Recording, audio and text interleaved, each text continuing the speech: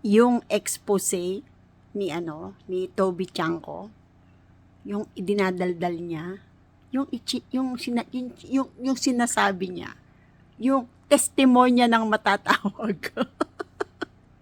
Grabing pasabog yun, ah. Sapul na sapul. Sino? Yung pinuno. Bagamat sinasabi niya na walang alam si PBBM at parang